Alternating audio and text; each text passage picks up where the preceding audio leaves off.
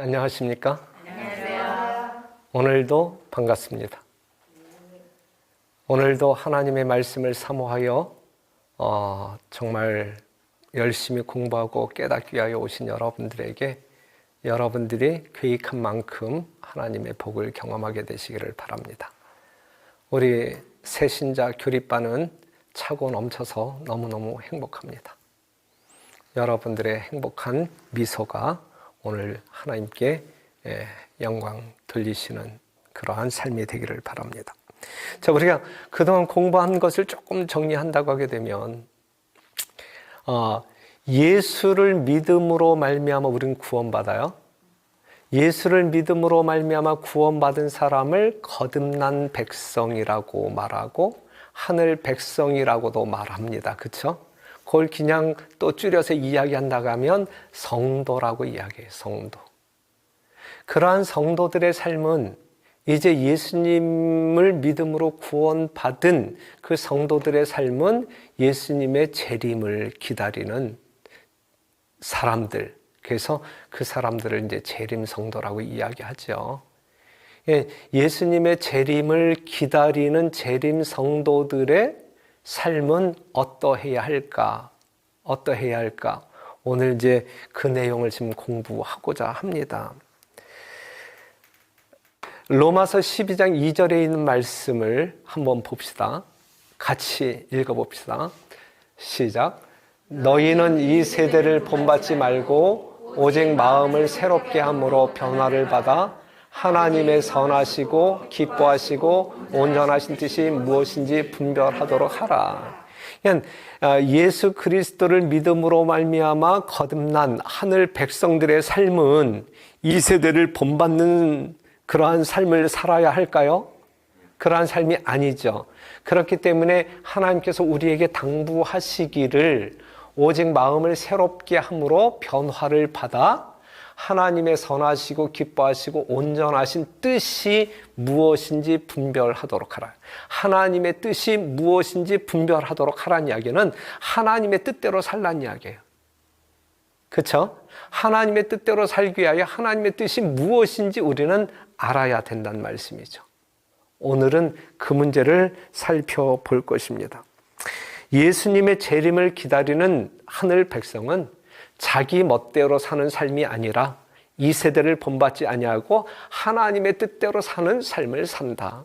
여러분들의 삶이 그러한 삶이어야 합니다. 그렇다고 하면 하나님의 뜻이 무엇일까? 하나님의 뜻이 무엇일까? 그것을 알아야 되겠죠. 그러면 마태복음 7장 21절에 있는 말씀, 이 성경절이 종종 나와요. 우리가 공부하게 될 때 종종 나오는데 상당히 중요한 성경절이기 때문에 우리의 어떤 신앙의 좌표가 될 만한 말씀이기 때문에 여러 번 언급이 되는데 마태복음 7장 21절 보면 나더러 주여 주여 하는 자마다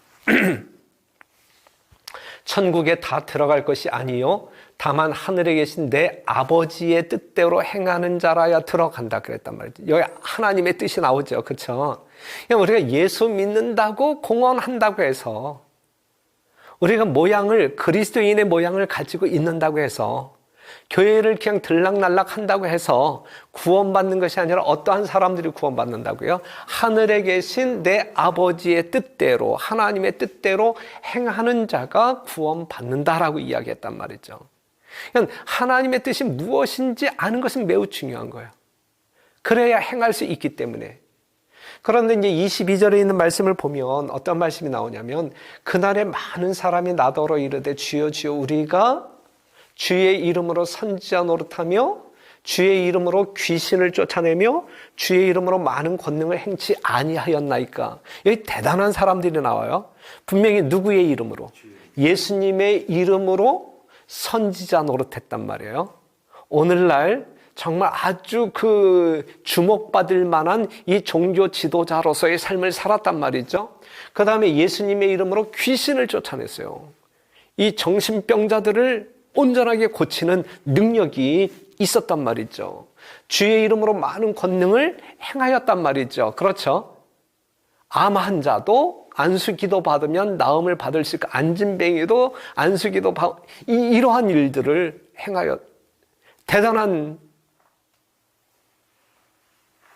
사람들 아니겠어요? 그렇죠? 참 진짜 예수님의 이름으로 선지자 노릇하고 예수님의 이름으로 귀신도 쫓아내고 예수님의 이름으로 많은 권능을 행사하는 이러한 사람을 정말 신앙이 특심한 사람이라고 판단하지 아니할 사람이 누가 있겠어요? 그런데 중요한 것은 23절에 있는 말씀, 그때에 예수님이 저희에게 밝히 말하되 내가 너희를 도무지 알지 못하니 그랬어요. 예수님의 이름으로 이 위대한 일들을 했음에도 불구하고 예수님이 모른다라고 말하고 있어요. 참 이해하기 힘든 말씀이잖아요. 그런데 모른다라고 말하는 이유가 무엇이냐면 불법을 행하는 자들아 내게서 떠나가라 하리라 그랬어요. 이들이 예수님의 이름으로 이 위대한 역사들을 이루며 살았지만 뭘 행하는 사람이에요? 불법을 행하는 사람. 다시 말해서 이 위에 있는 말씀으로 대입시킨다고 하게 되면 하나님의 뜻대로 살지 않았다는 이야기죠. 그러니 마태복음 7장 21절과 23절에 있는 내용을 보게 될 때 하나님의 뜻이 무엇이냐라고 이야기할 때 그것은 하나님의 법이다라고 말할 수가 있어요. 그렇게 말할 수 있을까요? 예, 이렇게 말하는 것이 올바른 이해라고 볼 수가 있겠죠. 그래서 하늘 아버지의 뜻은 하나님께서 선포하신 뭐다? 십계명을 이야기한다. 하나님의 율법을 이야기한다. 이렇게 정리를 하고 넘어갑시다. 그러면 하나님의 백성은 누구냐? 이제 이러한 말씀에 기초하여 여러분들은 그럼 진짜 하나님의 백성은 누구이냐를 정리할 수 있을 거라 보는데 성경 말씀을 보게 되면 출애굽기 19장 5절에서 6절 세계가 다 내게 속하였나니 너희가 내 말을 잘 듣고 내 언약을 뭐하면 지키면 너희는 열국 중에서 내 소유가 되겠고 너희가 내게 대하여 제사장 나라가 되며 거룩한 백성이 되리라. 너는 이 말을 이스라엘 자손에게 고할지어다 그랬어요. 출애굽기 19장 5절에서 6절에 있는 말씀을 보게 되면 하나님의 백성은 어떠한 사람을 하나님의 백성이라고 정의하고 있어요? 하나님께서 말씀하신, 제정하신, 선포하신 언약을 지키는 백성을 하나님의 백성이라고 이야기한단 말이죠. 이해하십니까? 네. 예. 그래서 하나님의 백성을 우리가 다른 말로 이야기한다고 하면 언약의 백성이라고 이야기해요. 하나님과 우리 사이에 언약으로 형성되어진 관계이기 때문에 우리가 하나님께서 제정하신 율법에 순종하는 조건으로 형성되어진 관계이기 때문에 언약의 백성이라고 말합니다. 쉬운 말씀으로 여러분들에게 제시한다고 하면 마태복음 12장 46절에서 50절에 있는 말씀인데 예수님께서 이제 무리들에게 이제 말씀을 가르치고 있었어요. 이때에 예수님의 이제 혈육의 자매들, 형제들, 모친을 포함한 형제들이 이제 찾아왔단 말이죠. 47절 보게 되면 한 사람이 예수께 여짜오되 보소서 당신의 모친과 동생들이 당신께 말하려고 밖에 섰나이다. 이렇게 이제 보고를 했단 말이죠. 이때 예수님께서 뭐라고 말씀하시냐면 말하던 사람에게 대답하여 가라사대 누가 내 모친이며 내 동생들이냐 하시고 49절 같이 한번 읽어봐요. 시작. 손을 내밀어 제자들을 가리켜 가라사대 나의 모친과 나의 동생들을 보라. 누구든지 하늘에 계신 내 아버지의 뜻대로 행하는 자가 내 형제요 자매요 모친이니라 하시더라 그랬어요. 여기 있는 말씀을 보게 되면 누구든지 여러분들을 포함한 누구든지 하늘에 계신 내 아버지의 뜻대로 행하는 자가 나의 형제이고 자매이다. 내 백성이다. 라고 이야기하고 있는 것이거든요. 무슨 말씀인지 이해가 되시죠? 그러니까는 하나님과 우리와의 관계는 언약입니다. 예? 언약을 지킬 때 우리는 하나님의 백성으로 구별된다는 말씀이죠. 그래서 이 마지막 시대에 하나님이 붙들고 있는 하나님의 참 백성을 요한계시록 12장 17절에는 이렇게 이야기하고 있어요. 용이 여자에게 분노하여 돌아가서 그 여자의 남은 자손 곧 하나님의 계명을 지키며 예수의 증거를 가진 자들로 더불어 싸우려고 바다 모래 위에 섰더라 그랬어요. 여기서 여자의 후손이 나오죠. 여자의 남은 자손이 나오죠. 이 여자의 남은 자손이 누구와 더불어 싸워요? 사단과 더불어 싸우죠.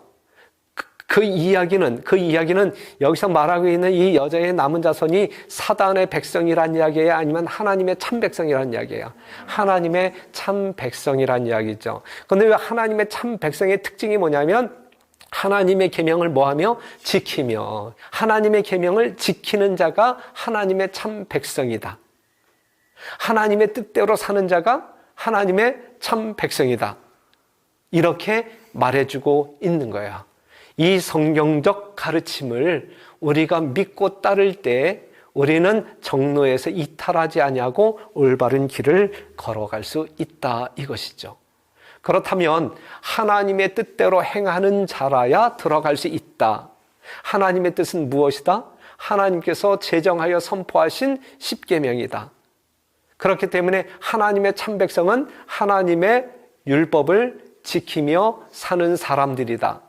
그런데 율법을 지킬 때에 예수님에 대한 믿음 없이 지키는 것일까요? 아니면 예수님을 사랑함으로 말미암아 지켜지는 것일까요? 예.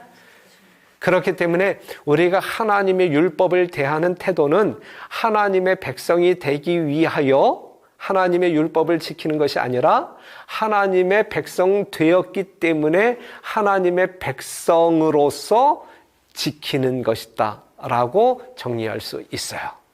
그렇죠? 네. 그렇기 때문에 우선순위를 따진다고 하게 되면 여러분들이 예수 그리스도를 믿음으로 말미암아 먼저 하나님의 백성으로 다시 태어나는, 거듭나는 그러한 과정이 먼저 있어야 된다는 이야기죠.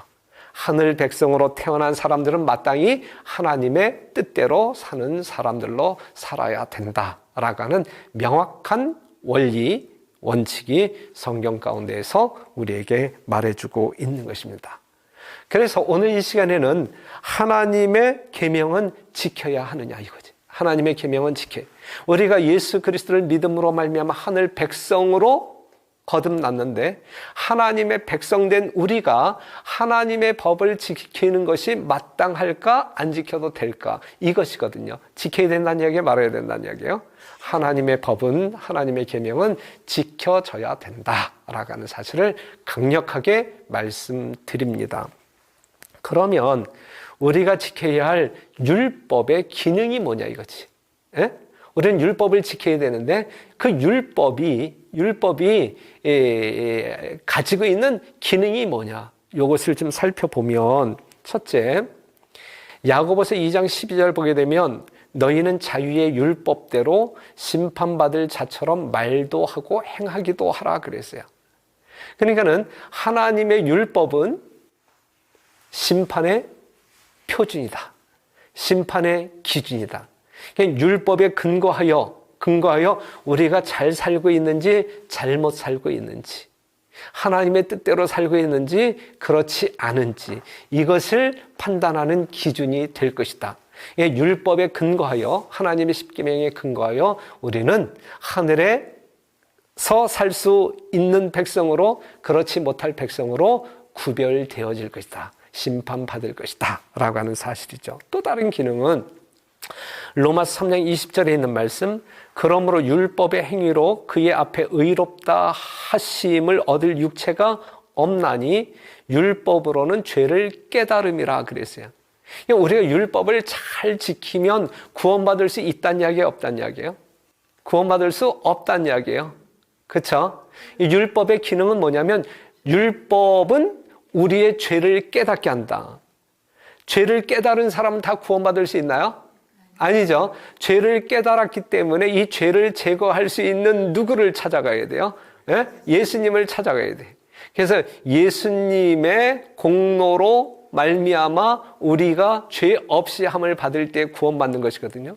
근데 율법이 없다고 하면 뭘 깨닫지 못해요? 죄를 깨닫지 못해요. 죄를 깨닫지 못하면 예수님에 대한 필요를 느낄까요? 못 느끼죠. 못 느끼죠. 그럼 예수님을 만날 수 있어요? 없어요? 없죠. 예수님 없이 구원받을 수 있어요? 없어요? 없죠. 예? 그렇기 때문에 율법으로 말미암아 죄를 깨닫고 우리는 구주를 찾아가는 그러한 기회를 얻게 된다. 또 다른 기능은 죄인을, 방금 전에 말씀한 것처럼 죄인을 그리스도께로 인도하는 기능을 가지고 있다.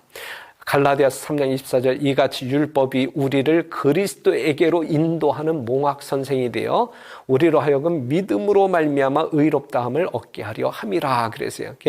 율법이 여러분들 죄를 깨닫게 하고 여러분들을 예수님께로 데려가서 여러분들이 예수 그리스도를 믿음으로 말미암아 의롭게 되는 그러한 안내자 역할을 율법이 하는 것이다.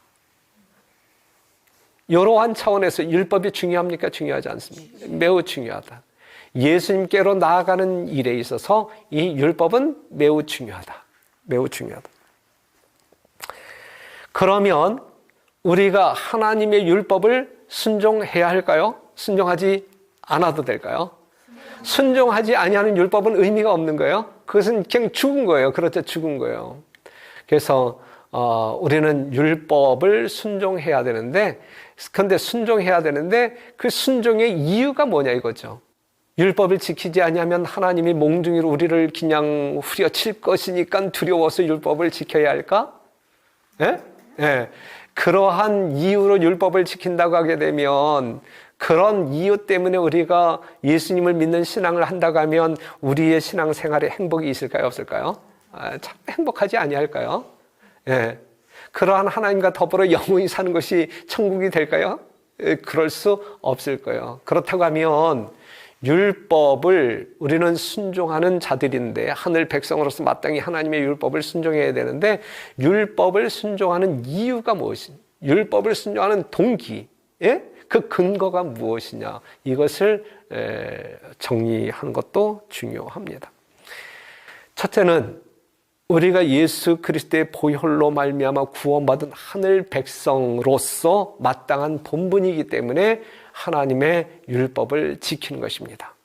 요한계시록 1장 5절에 있는 말씀 보면 또 충성된 증인으로 죽은 자들 가운데서 먼저 나시고 땅의 임금들의 머리가 되신 예수 그리스도로 말미암아 은혜와 평강이 너희에게 있기를 원하노라.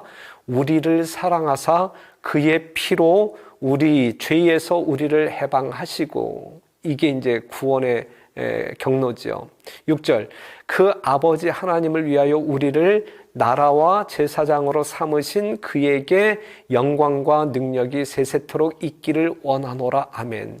이것이 구원받은 자가 하나님을 향하여 나타나는 리액션이에요. 반응이에요. 그렇죠? 예. 예수 그리스도로 말미암아 구원받은 우리는 무한한 감사와 영광의 마음을 하나님께 돌려드린단 말이죠.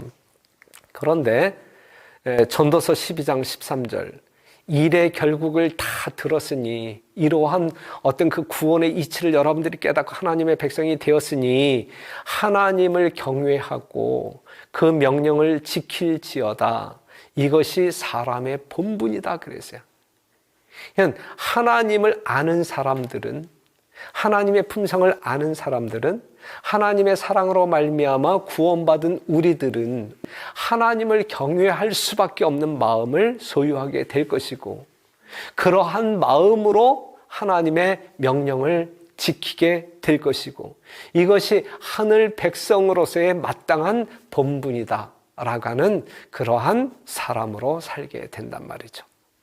이거는 하나님의 율법을 준수해야 할 이유는 구원받은 우리의 마땅한 본분이기 때문에 율법을 준수한다.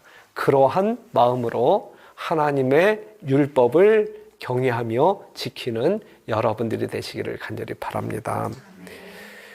그 다음에 우리가 요한복음 14장 15절에 있는 말씀을 보면 너희가 나를 사랑하면 나의 계명을 뭐 하리라? 지키리라 그랬어요. 이 말씀을 우리가 자세히 들여다보면 하나님을 사랑하는 사람들에게 있어서 하나님의 율법은 지키는 것이 아니라 지켜지는 거란 말이죠. 사랑의 관계 속에 있는 사람들에게 나타나는 행동은 그 사랑 때문에 그냥 하고 싶어서 저절로 그렇게 이루어지는 것이란 말이죠. 하나님과 우리와의 관계에 있어서도 그렇단 말이에요. 여러분들이 하나님을 진정으로 사랑하는 사람들이라고 하게 되면 지켜야지.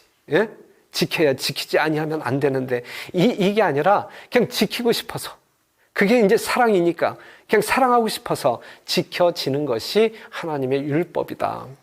요한일서 5장 3절 보게 되면 하나님을 사랑하는 것은 이것이니 우리가 그의 계명들을 뭐하는 것이라? 지키는 것이라. 그의 계명들은 무거운 것이 아니로다 그랬어요. 이건 우리가 사랑하기 때문에, 지키기 때문에, 사랑하기 때문에 지켜지는 것이기 때문에 그것이 결코 힘든 일이 되지 아니한단 말이죠.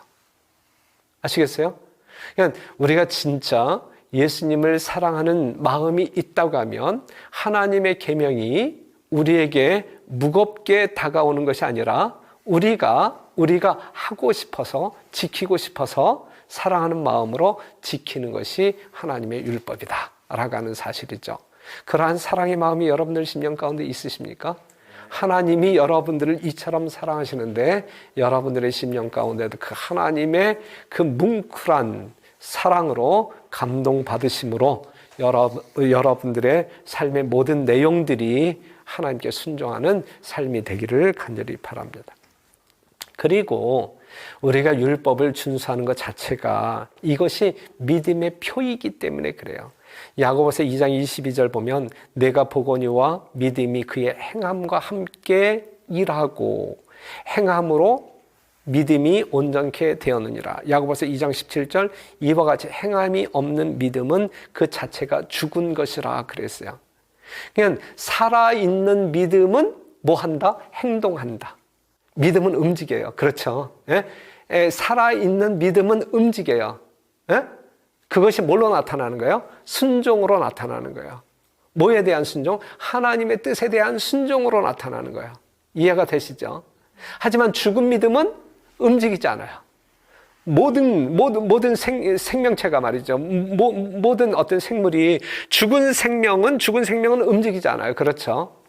죽음의 특징이 그거예요. 움직이지 않아요. 생명의 살아있는 것의 특징은 움직여요. 그렇죠? 하지만 죽은 것은 움직이지 않아요. 믿음도 마찬가지예요. 죽은 믿음은 움직이지 않아요. 행동하지 않아요. 순종하지 않아요. 하나님의 뜻이 있다 할지라도 전혀 관심이 없어요. 순종하지 않아요. 하지만 살아있는 믿음은 움직여요.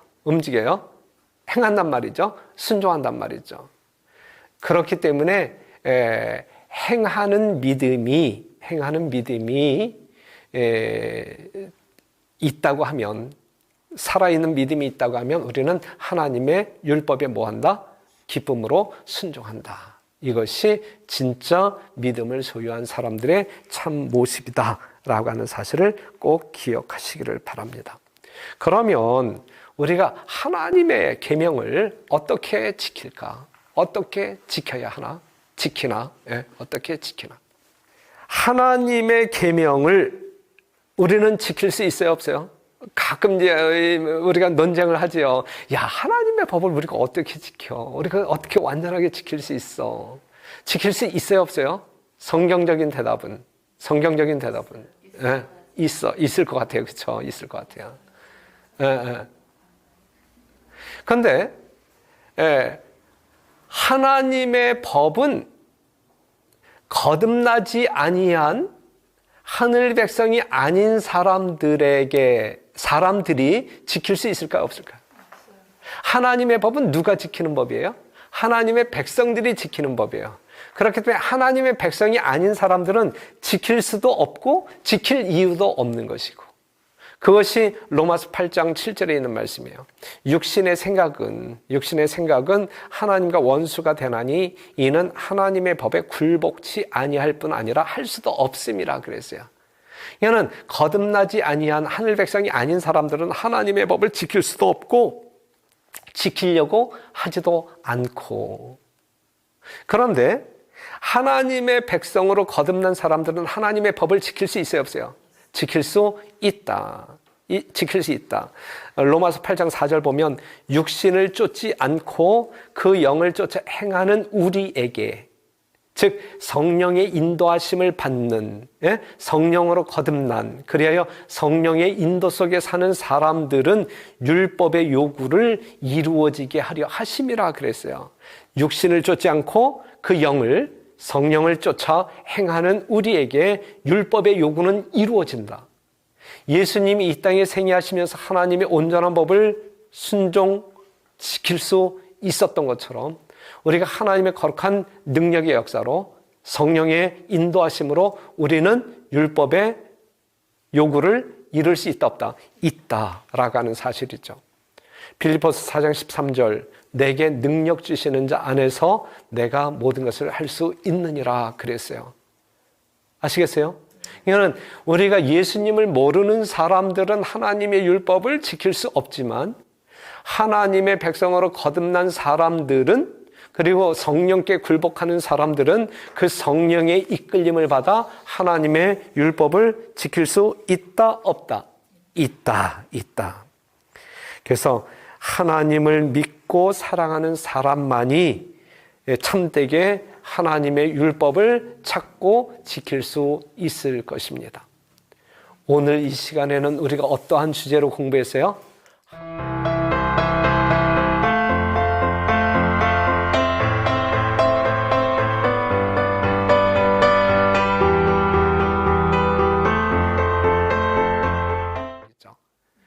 여러분들 심령 가운데 주님을 사랑하는 마음이 특심하여 하나님의 계명을 지키는 일에 우리 성령 하나님과 동행하게 되시기를 바라고, 여러분들의 삶이 예수님의 품성을 나타내는 그러한 삶이 되기를 간절히 바랍니다. 요한계시록 14장 12절에 있는 말씀을 같이 읽고 오늘 공부를 좀 이제 종료하도록 하겠습니다. 요한계시록 14장 12절 시작. 성도들의 인내가 여기 있나니 저희는 하나님의 계명과 예수 믿음을 지키는 자니라. 성도예요. 성도. 누가 성도예요? 하나님의 참 백성을 성도라고 이야기해요. 그런데 이 성도들은 인내가 필요하다. 비록 어려운 환경에 빠질 수도 있다. 그럴 때 우리는 믿음으로 승리해야 된다 이거죠. 그런데 성도는 어떠한 사람을 성도라고 이야기하냐면 하나님의 계명과 예수 믿음을 지키는 자들이 진짜 하나님의 성도다 이것이죠. 여러분들이 진짜 성도임을 증거하고 사는 그러한 생애를 살게 되기를 바라요. 사무엘상 15장 22절에 순종이 뭐보다 낫고 제사보다 낫고, 그러니까 하나님을 믿는다고 공언하면 하나님의 뜻대로 사는 것이 진짜 온전하게 사는 것이다. 바르게 사는 것이다. 다른 어떠한 것보다 하나님의 말씀에, 하나님의 계명에 순종하여 사는 것이 그게 참 믿음이고 하나님을 사랑한다라고 하는 분명한 증거이고, 우리가 그렇게 생각하게 될 때에 우리는 우리의 심령 속에 내재하는 예수 그리스도의 올바른 품성을 다른 사람들에게 보여줄 수 있다. 이것이 성공적인 그리스도인의 삶이다라고 하는 사실을 기억하시고, 이제부터 여러분들은 하나님께서 원하시는 성공적인 성도의 삶을 살게 되시기를 간절히 바라면서 오늘 공부 여기서 마치겠습니다. 수고하셨습니다.